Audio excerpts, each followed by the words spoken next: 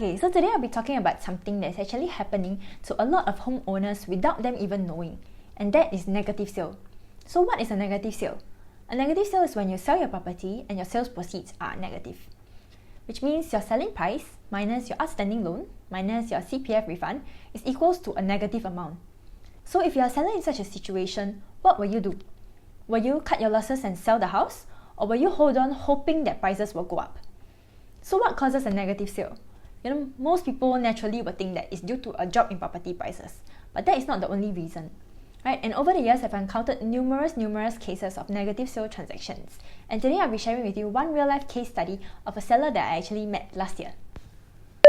So I met Mr. and Mrs. X, who were staying in a 5-room flat and wanted to right-size to a 3-room flat since it's only the two of them and their daughter who are staying together.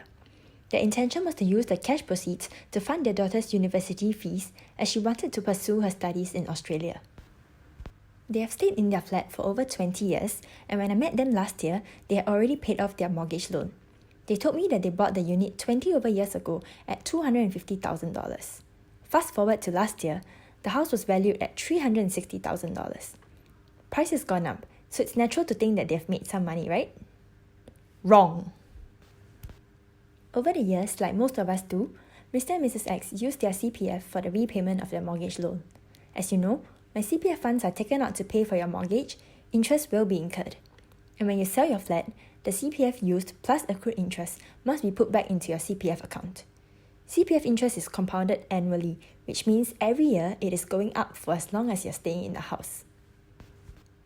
When we did the calculations last year, the CPF plus accrued interest they needed to refund into their accounts after selling was around $470,000, but their property value at that time was around $360,000, which means in order for them to just break even, they need to sell their house at $100,000 above market value, which, to be very frank, in today's market is an almost impossible task.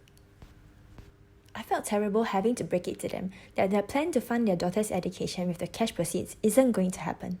And they're not the only sellers facing such a situation. Some sellers I've met, even though they just bought the house 5 years ago, they are already facing a negative sale.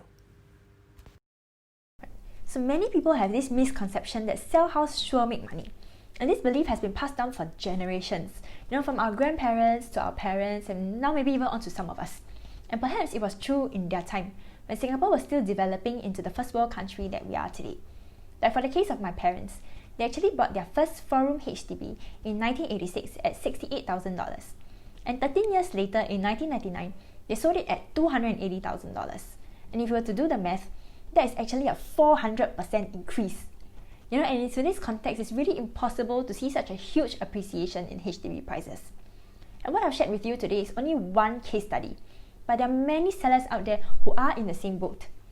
So if you want to know more about how to avoid landing yourself in a negative sale situation, or if you are already facing a negative sale and wondering how to get out of it, feel free to speak to me. Right? So we have come to the end of today's video. I hope you learned a little something, and thank you so much for watching. I will see you again soon.